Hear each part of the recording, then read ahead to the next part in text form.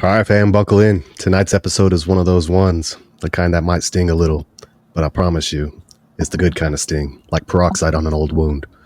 We're talking about the apology you'll never get. You know the one, the apology from that parent who should have protected you, the one from the friend who ghosted you like you didn't matter, the one from your ex who said it was all your fault, then moved on like nothing happened. Yeah, those ones.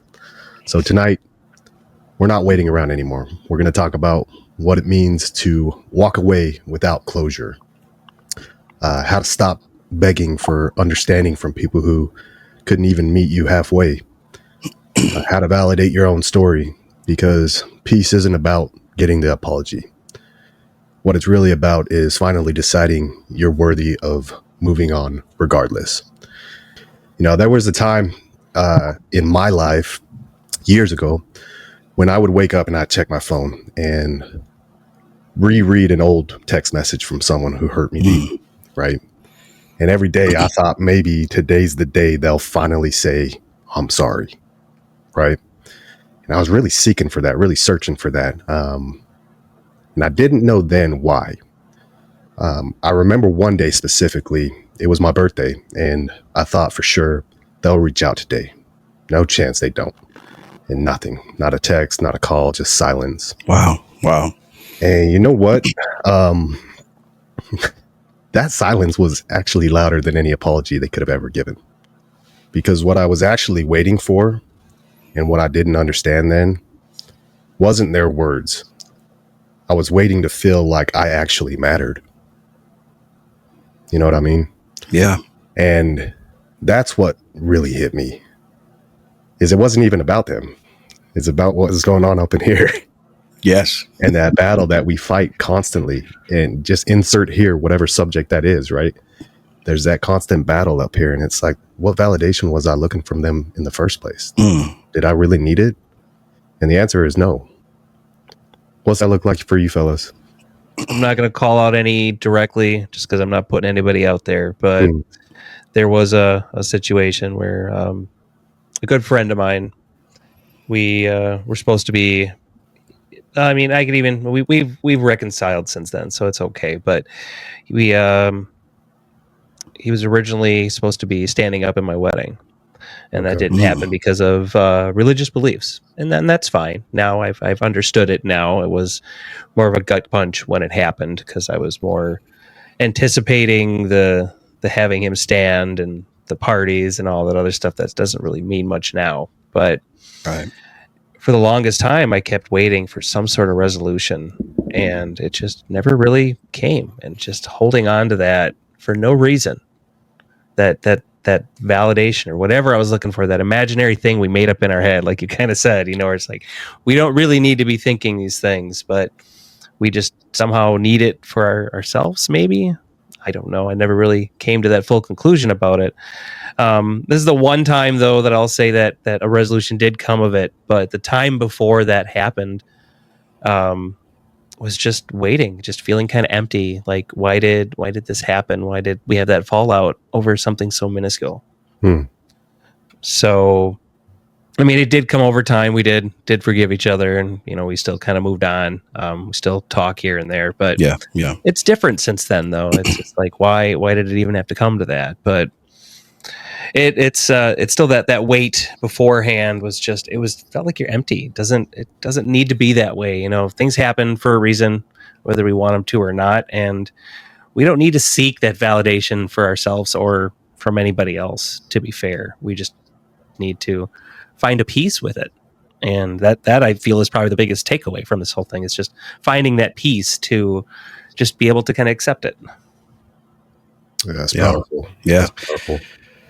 Gentlemen, for me, wow, this really resonates with me because I'm kind of on the flip side of this, and I'll explain, right?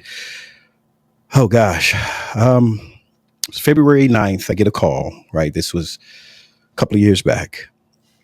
I get a call from my ex-wife, frantic, saying, hey, Shay's in the hospital. You need to get there now, right? And I said, okay. So not knowing exactly what was happening, what was going on. So, of course, any father, the child, you drop everything, right? 110 miles on the highway getting to said hospital. Boom.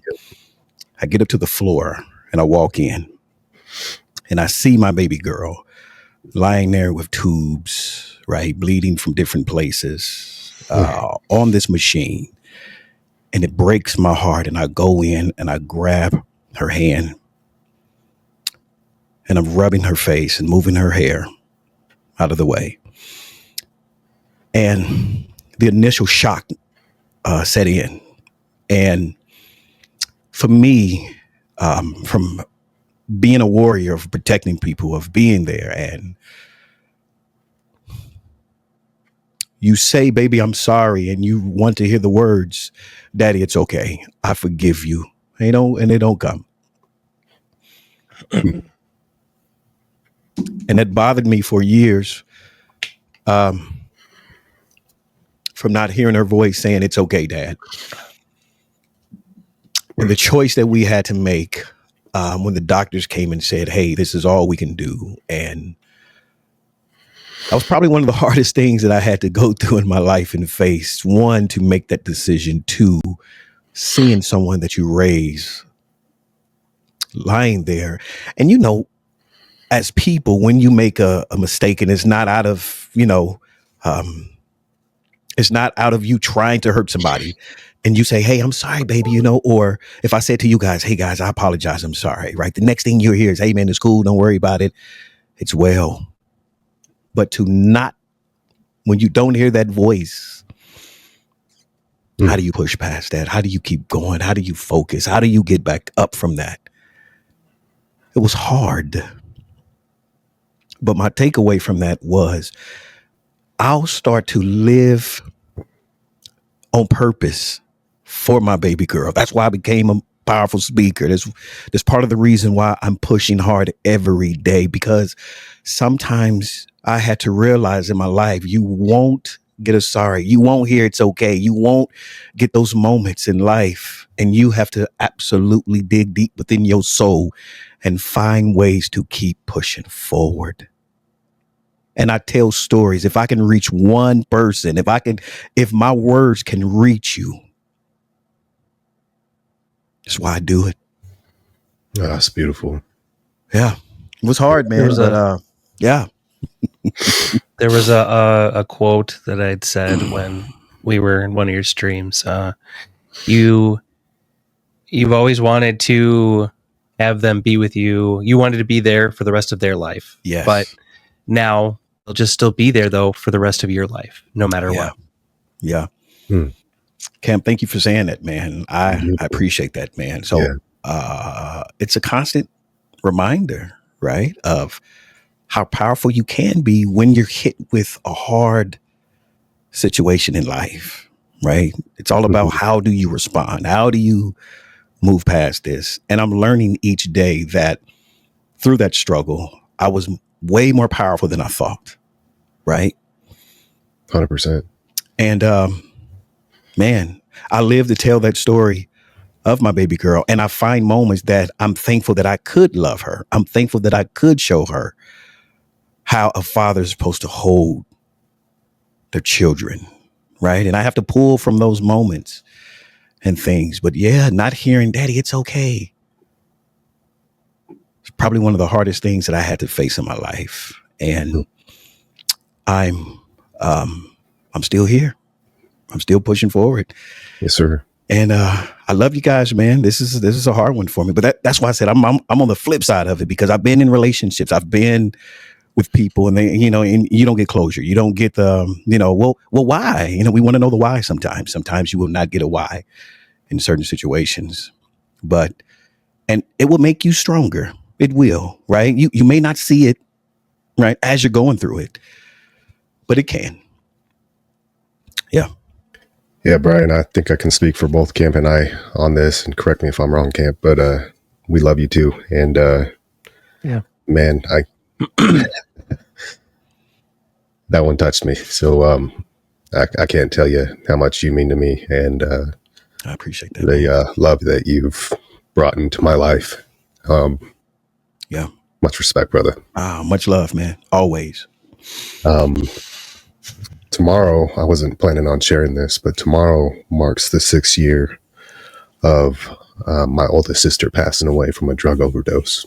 Mm. And I was reflecting all week what I would say, this coming week, knowing that it was coming up, knowing that her birthday is just around the corner, and all the missed opportunities, all the things I wish I could have said to her had I known what was going on. And it brings me, so that I don't get too much more emotional, into the next segment of what I wanted to talk about. And Camp touched on this a little bit. It's that self-validation piece, it's a skill. It's something that you have to learn. And not just with my sister and the messages that I was telling myself about what I could have said or how I could have helped or how I could have been there for her, or any other scenario that you want to insert. I used to need someone to co-sign my pain.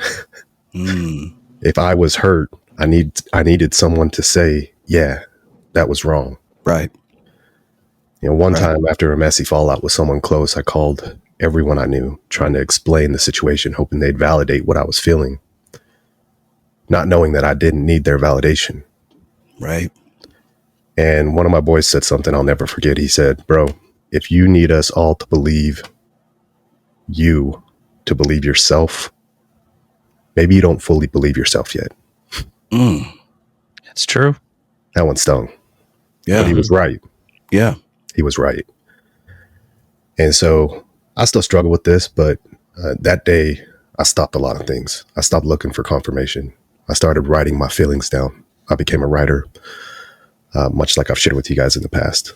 I wrote my own book, and reading them back, letting them exist without editing, I began saying that hurt me, and that's enough.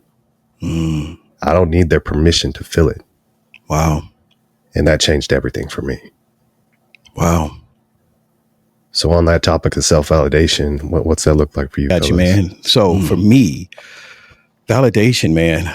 I said this about a year ago to somebody, and I said the only validation I need is when I need my parking ticket to be stamped for me to get out of a parking lot. Right? Okay. I was like, man, listen, I was like that too. I needed validation. I needed to feel that people love me. I needed that validation of, yeah, you're right. Or, you know what I'm saying? That drove me. And if I didn't get it, it would be like a canker sore. I'm picking at it over and over and over, and I wouldn't leave it alone. Right? When I finally realized that is when I was in this relationship with this young lady, man, and some of you guys know the story. I didn't like the whole state of Texas for a long time. Yeah. She hurted me something bad, right? And I didn't get closure, and I didn't get right some of those things that we're talking about. And I said, wait a minute. The light bulb went off. I said, wait a minute. Why do I need to get strength from somebody else when I have strength already on the inside of me? Why do I have to seek approval? Why do I have to seek love from other people? Why do I have to ride off the back of how they feel about me? What do I feel about myself?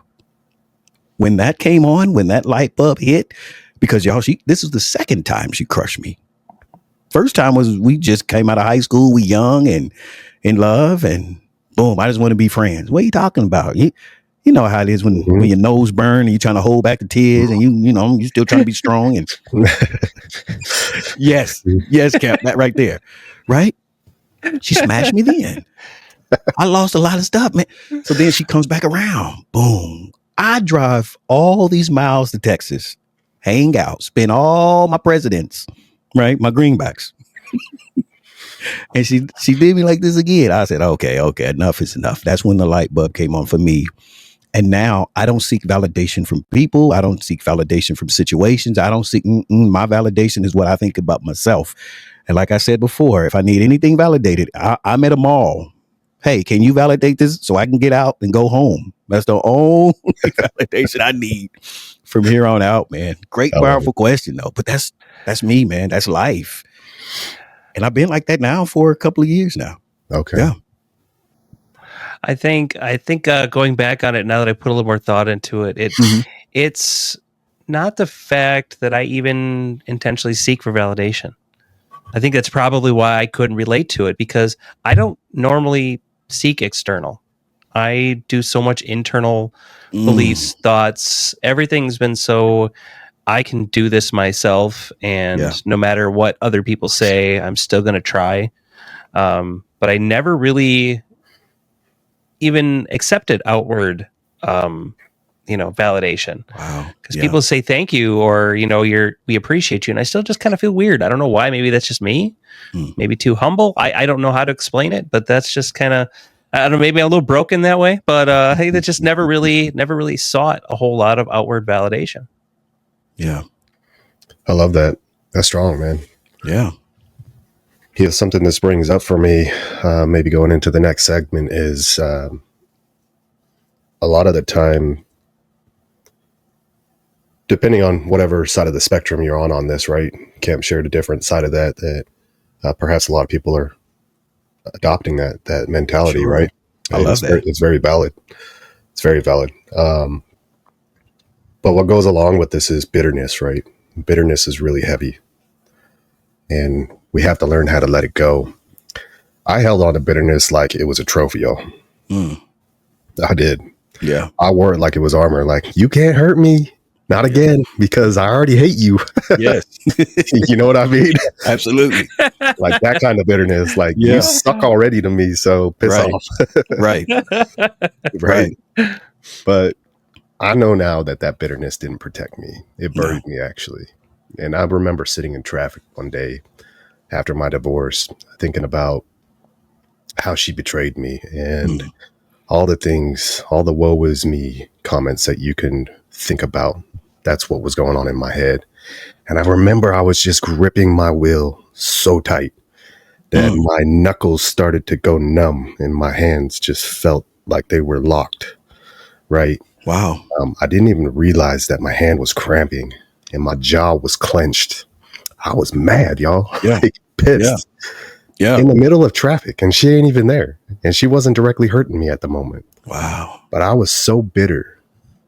I was so mad that the physical manifestations of that was physically ailing me in the moment. And guess what? She was with my daughters, hanging out, enjoying her best life. Right. Posting pictures and having those conversations and making them dinner. And I was stuck, not in traffic, but in my own resentment. Letting go didn't mean excusing them. It meant freeing myself. Yes. I deserved that more than I deserved revenge. Yes. And I didn't realize it at the moment. Yes. But I was choking myself, literally and mentally, by allowing that resentment just to build within me, that bitterness just to build up. It's not an armor. It's a facade. Yeah. And the sooner we can realize that and let it go, man, I'll tell you what, you'll feel so much freer. Yeah.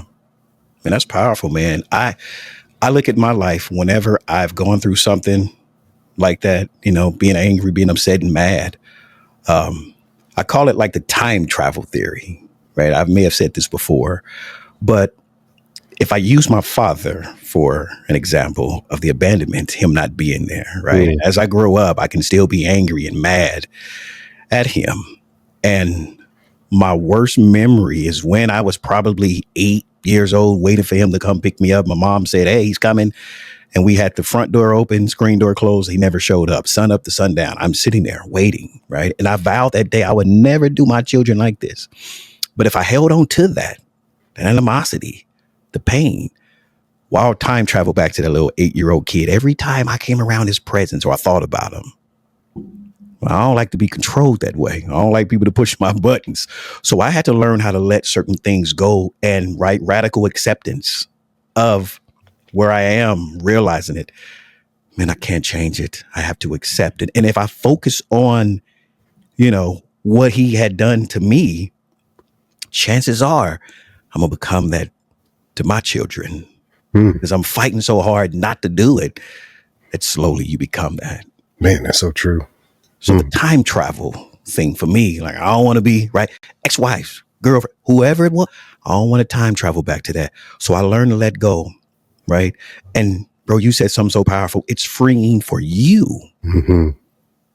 It is. So I can be healthy. So I can become what I need to become for me and for my children and for the next person I'm going to be in a relationship with. Yes. Yeah, man. You said something powerful there, man. But the time travel, listen, if you out here and you find yourself time traveling back to places and stuff, listen, you're powerful. You're mighty.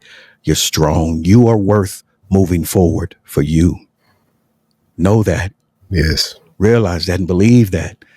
I'm telling you, it was a benefit for me. It's beautiful. Yeah. Yeah. I can see why we all get along. We've all kind of gone through our own similar, really close to the same mindsets and all the stuff we kind of deal with here. Yeah. Right. But the anger, the resentment, the hatred, all that builds up. And even if it is for, you can't do this to me anymore because I'm still angry at you. Yeah. It was never a benefit.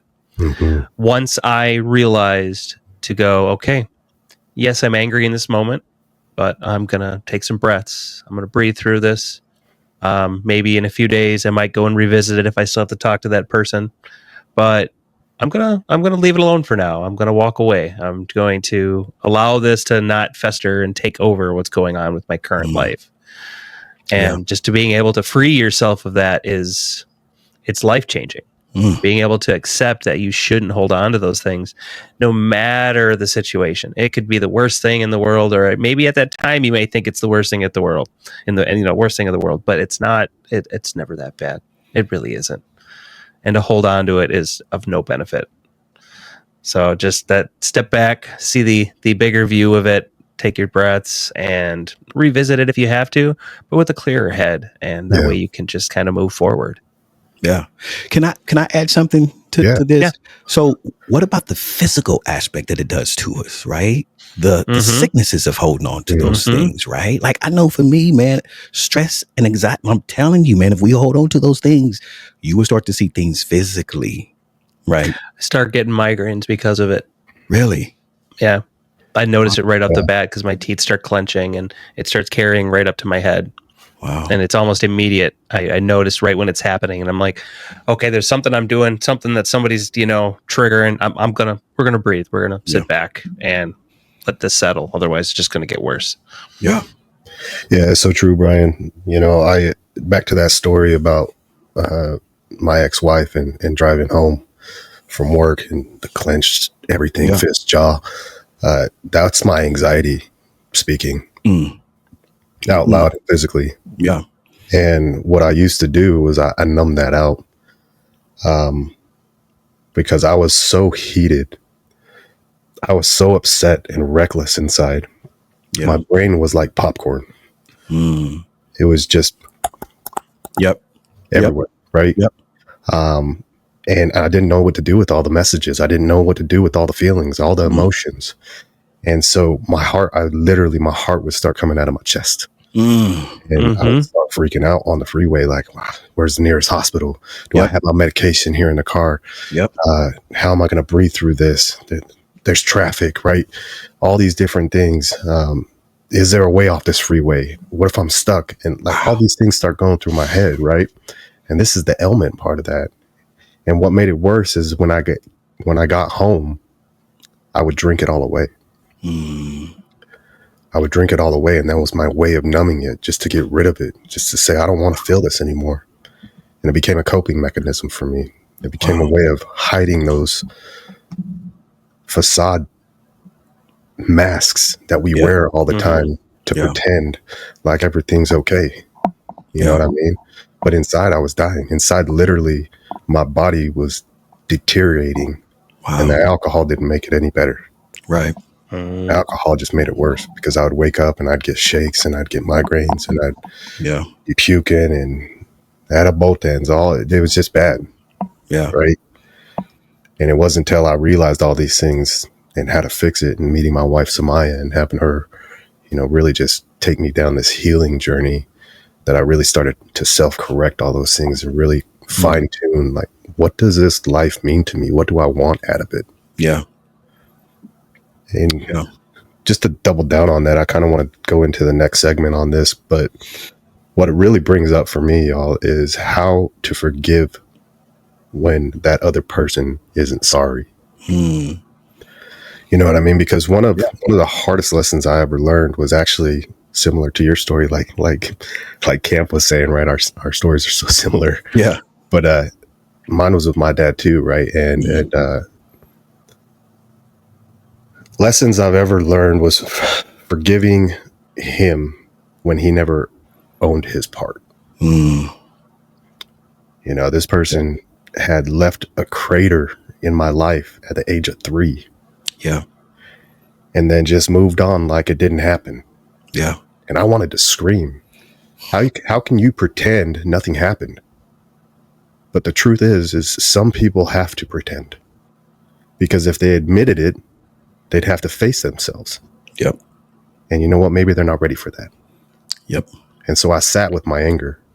I let it shake me. And then one day I prayed. A pretty prayer. One of those messy ones that we talk about. Yeah. Half crying, snot. Yeah. All that. Yes, sir. Those prayers. I said, God, I don't want to carry this anymore. Yeah. It's not my responsibility. I didn't leave. And forgiveness didn't come like a wave. It came like a whisper. One small moment of peace at a time. And eventually that weight lifted. And I no longer needed forgiveness. I no longer needed sorry. I don't even need him to show up. If he wants to show up, great. What I needed was to protect my own peace. Yeah. And that's the journey that I'm on today. I love that, man. You're right, man. Forgiveness. Eesh.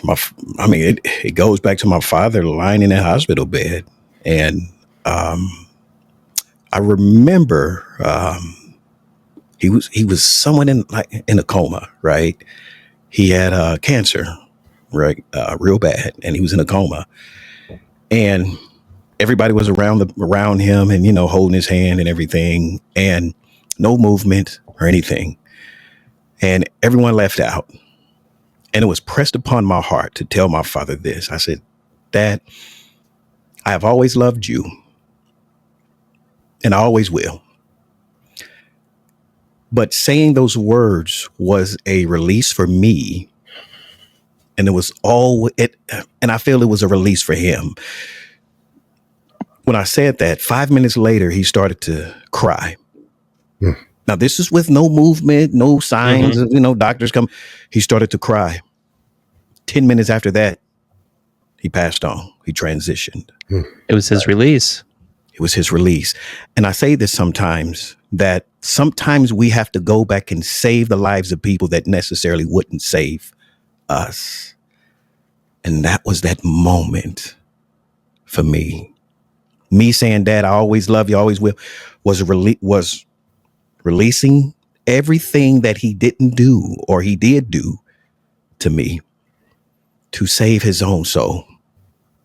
And I learned in my life that, well, yeah, I can always take the high road. I can always be the bigger person. But to really be that is what I had to live out. Because I didn't focus on him not being there, I became a father to so many other young men that wasn't even my biological father, or I wasn't their biological father. That's what I'm trying to say. And I became, right, and filling a gap for them because I wanted a relationship with my father so badly. But as I went on my journey, I learned how to become a man. I learned how to become this person that I was looking for in my life. And I always believe this: things that you lack in your life, if you can't find it in other people, you must become it. 1, for yourself, 2, for other people, for you to grow. And I'm thankful for that. Now I look at it as, was this something I had to face? Was this something I had to go through? I don't know. I didn't want it.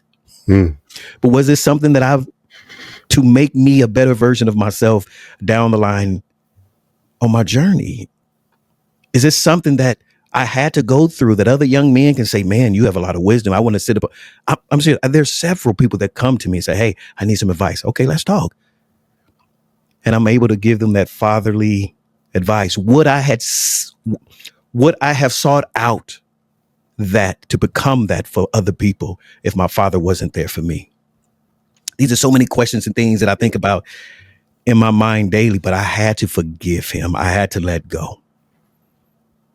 And I'm telling you, the more I think about it, it's like, wow, maybe it was destined for me to become a stronger version of myself, right? Yeah. Not sure, but this is the journey that I'm on, and I can say it saved my life. Yeah. Well, by you just admitting that right there, you kind of answered your own question. Yeah. So if you think a little deeper on it, you said it saved your own life. So that means it was something you had to do, whether you completely wholeheartedly knew it at the time, but it's there. It's there. You know, you still needed to do it. Absolutely. May have not have been planned, may have not have been something you expected, but it's changed your life, like you said. It has, man.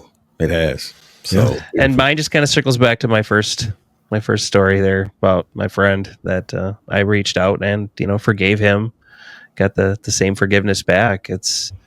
But I mean, there's other people I probably will never, it's hard to even admit this, I'll probably never completely forgive for certain things, but I'm okay with that.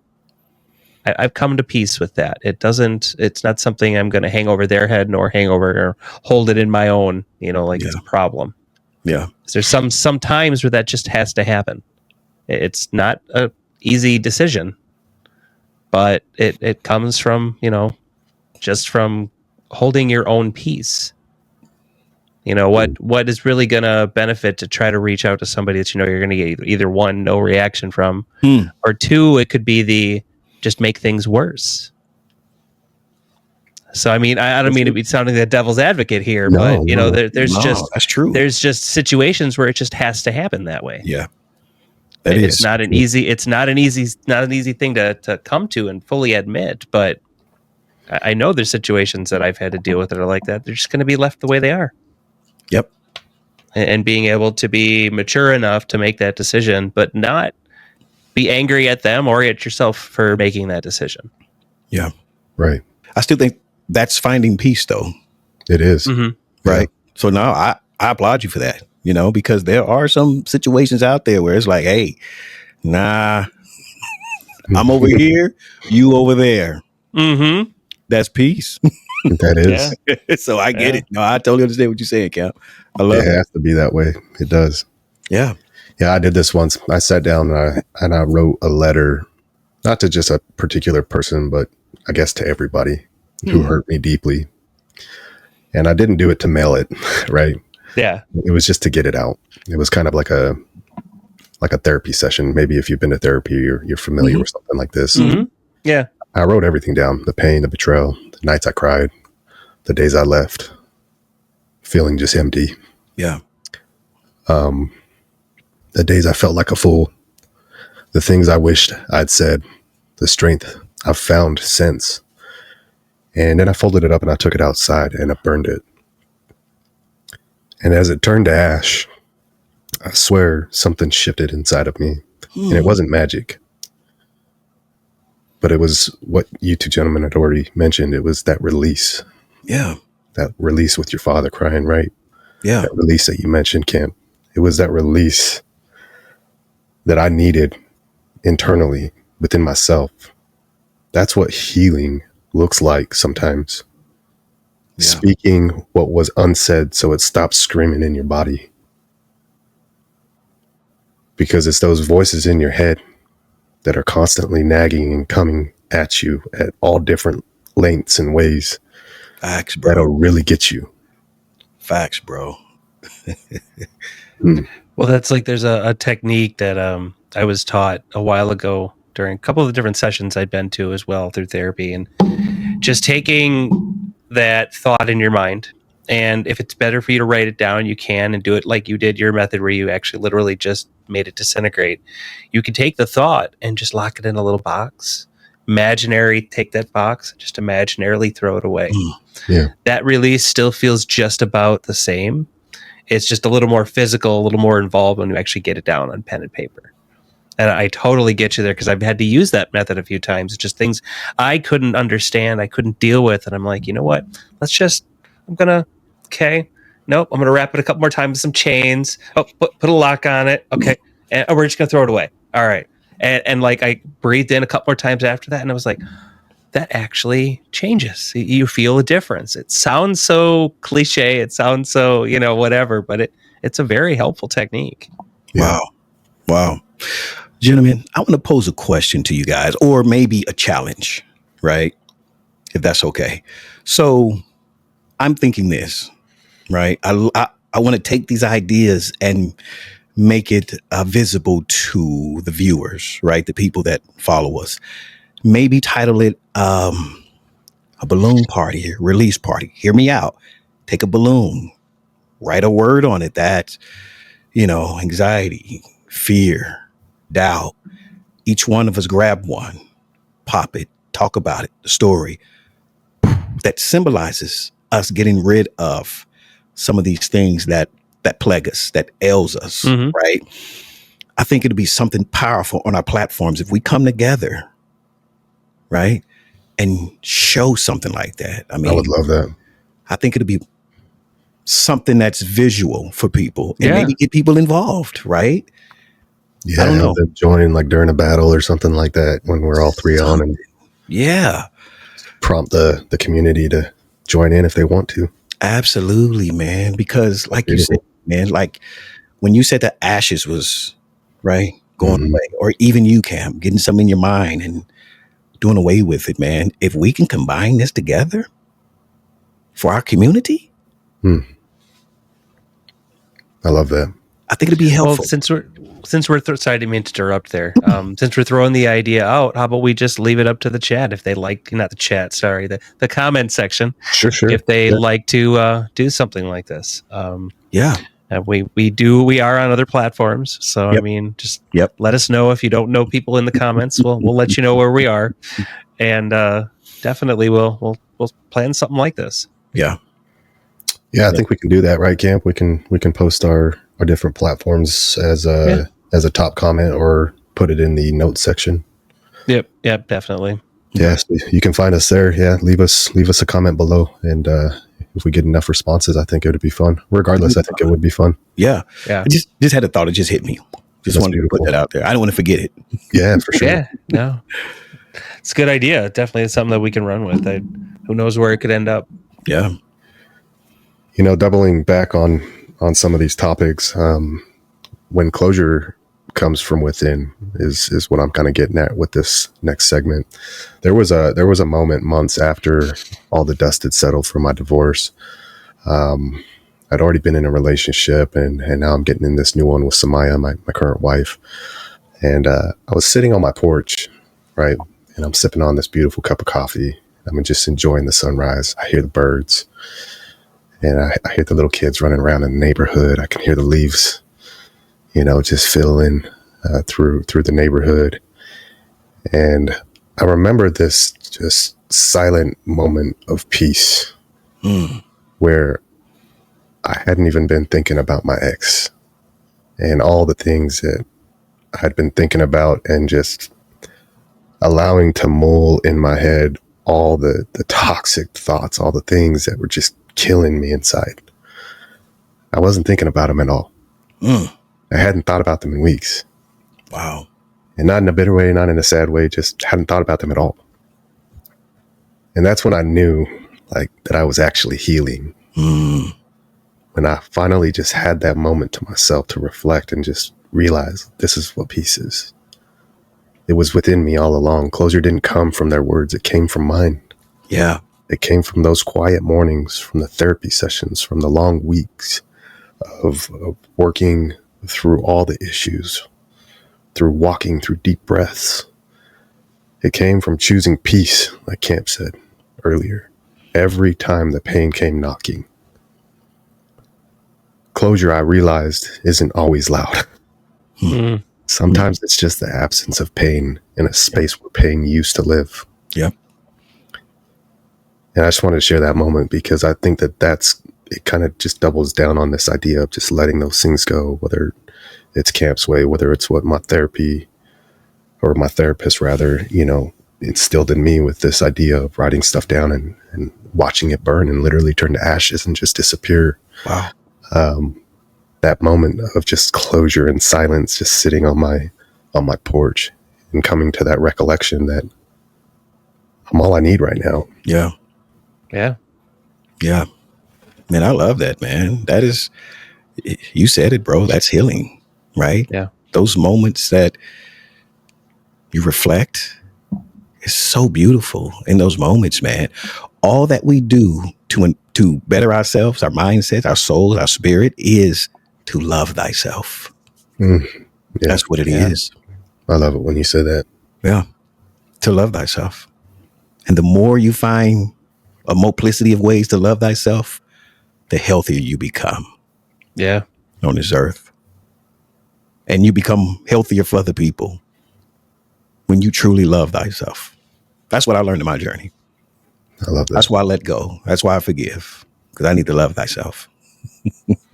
I started kind of mulling over when I felt that initial peace myself. And it was when I started realizing that I didn't need to be around all these people that I didn't really know, the people that I was just artificially filling my time with while I was still drinking and going out and partying and all this just wasted time and money. And it's like, wait a minute, why did I need that? What was the real purpose? Was it just... But whatever the purpose ended up being, now that I can just sit at home and have a night where I just work on something, do something, but casually just sit there and go, my brain's calm. Like, that's that peace that you were talking about, Lyman. That's that acceptance. Like, you know what? Things may not be perfect, but yet I'm having these quiet moments. I'm having these times where I can be at peace with myself. It's a crazy feeling. Especially when we've gone through so much we have in our lives, it's just to being able to think back and realize those moments. It's like, you know what, that was really peaceful. Yeah. It doesn't need to be something grand. It doesn't need to be something huge. Just okay. I can be happy with this. And it doesn't mean that you're not going to have hard days, right? Like, it doesn't mean that those moments are going to last forever. But it's about appreciating them when they show up. Because in that stillness, in that moment, is where you redefine who you are. Yep. You stop telling yourself all those lies. Yep. That jump around in your head like that popcorn idea that I was talking about earlier. Yeah. They're not true. It's your brain's way of protecting you. And it doesn't always do it in the best ways. True. It doesn't always even know what to do personally. I mean, it's still like an inner battle, no matter how you put it. Facts. And so maybe to close this out with all that said, gentlemen, I want to talk just a last segment about teaching the next generation a different way. I look at my kids now, especially my daughters, and I think about what I want them to know that I didn't. And I want them to understand that their voice matters, that it's okay to say that hurt. That forgiveness is for them, not for other persons. I want my daughters to know that not everyone will own their mistakes. And that's not a reflection of their worth. It's just a reflection of someone else's inability. And I want my son to know that being a man doesn't mean burying your feelings. I think I said that in another episode, right? Mm-hmm. Yeah. That healing isn't weakness, it's courage. Yeah. I want them to see strength as staying present in a hard conversation, not storming out of it. Because when we can do this as a community for ourselves in our own healing process, we break these generational cycles that we talk about so frequently, right? Yeah. We don't just heal ourselves, we give the next generation a head start on emotional freedom. Yeah. And that's what I'm really searching after nowadays, because that's the piece that I'm getting the most benefit out of now, is instilling that in my daughters and my son and showing them, hey, you don't have to do it the hard way like I did. Right. Yeah. It's not necessary. Right. Learn from my mistakes. Yep. Absolutely. A great parent, a powerful parent, always want their offsprings to do better than them in any facet of life. Right. For me, I've been talking to my son about the word no. and it's okay to use. I didn't know that. That's where the usury came in. That's where the hurt and pain came in a lot of times. But I want him to understand no is a superpower. No is a weapon. No is a choice. No is okay. And do what you want to do. It took me 40 years to figure that out. Yeah. True. And now, since I'm discovering that, well, I don't mind saying no. It's for, once again, to love thyself. Yeah.